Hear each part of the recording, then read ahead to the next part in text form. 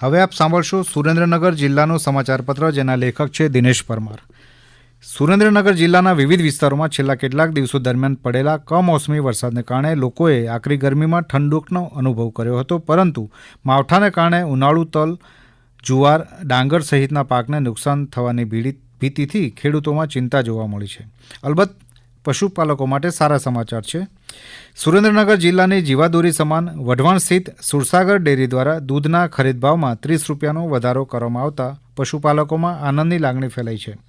પશુપાલકોને હવે દૂધના કિલો ફેટે 800 રૂપિયાને બદલે 830 રૂપિયા ચૂકવવામાં આવશે. ઉલ્લેખનીય છે કે સુરસાગર ડેરી સાથે સંકળાયેલી 600થી વધુ દૂધ સહકારી મંડળીઓ દ્વારા દરરોજ 4,90,000 કિલો જેટલું દૂધ સંપાદન થાય છે, જેની સામે પશુપાલકોને દૂધની ખરીદી પેટે દર 10 દિવસે 23 કરોડ રૂપિયા ચૂકવવામાં આવે છે. ઓપરેશન સિંધુને પગલે ભારત પાકિસ્તાન વચ્ચે સર્જાયેલી તંગદિલી હાલ દૂર થઈ છે, પણ અનિચ્છનીય પરિસ્થિતિની પૂર્વ તૈયારીના ભાગરૂપે સુરેન્દ્રનગર જિલ્લા વહીવટીતંત્ર દ્વારા રક્તદાન શિબિરનું આયોજન કરવામાં આવ્યું હતું. આ જ રીતે લીંબડી અને ધ્રાંગધ્રામાં પણ બ્લડ ડોનેશન કેમ્પ યોજાયા હતા.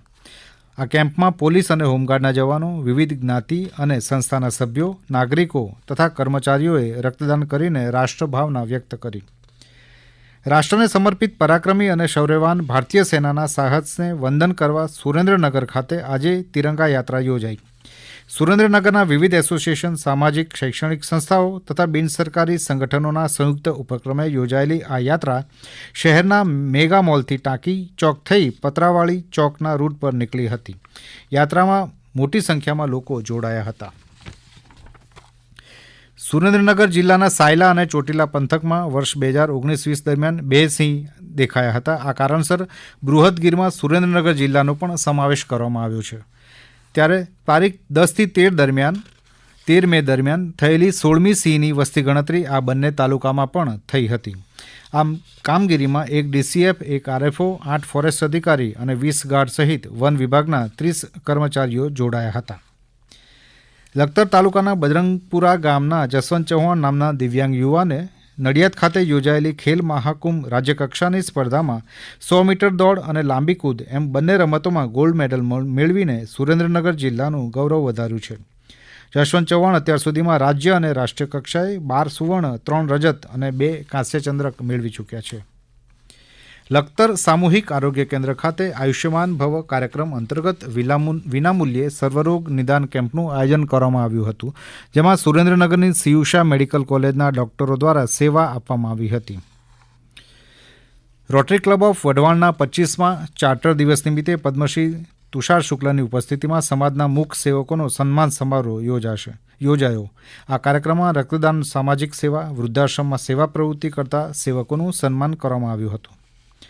લખતરના મોતીસર તળાવ પાસે આવેલા રામેશ્વર હનુમાનજીની દેરીમાં હનુમાન મહારાજની પ્રતિમાની પ્રતિષ્ઠાને 5 વર્ષ પૂર્ણ થતાં મારુતિ યજ્ઞનું આયોજન કરવામાં આવ્યું હતું. સ્વયંસેવકો દ્વારા 5 વર્ષથી આ મારુતિ યજ્ઞનું આયોજન કરવામાં આવે છે. વઢવાણ તાલુકાના વસ્તડી ગામે સમસ્ત સતવારા સમાજ દ્વારા સમાજની ભોજનશાળાનો 7મો પાટોત્સવ અને વિદ્યાર્થી ઇનામ વિતરણ સમારોહ યોજાયો હતો. પાટડી તાલુકાના આદરિયાણા ગામે ખારાપટ પરગણા રબારી સમુદના સમૂહ લગ્નોત્સવમાં 23 યુગલો લગ્ન ગ્રંથિથી જોડાયા હતા. આ જ રીતે ખારાપટ વણકર સમાજનો સમૂહ લગ્નોત્સવ પાટડી ખાતે યોજાયો હતો, જેમાં 50 યુગલોએ પ્રભુતામાં પગલાં પાડ્યા હતા. દાતાઓના સહયોગથી દીકરીઓને સોના ચાંદીના ઘરેણાં, તિજોરી સહિત 225 વસ્તુઓ ભેટ રૂપે આપવામાં આવી હતી. હમણાં જ આપ સાંભળી રહ્યા હતા સુરેન્દ્રનગર જિલ્લાનો સમાચારપત્ર, જેના લેખક હતા દિનેશ પરમાર. પ્રસારણ આકાશવાણીના અમદાવાદ વડોદરા કેન્દ્ર પરથી કરવામાં આવ્યું.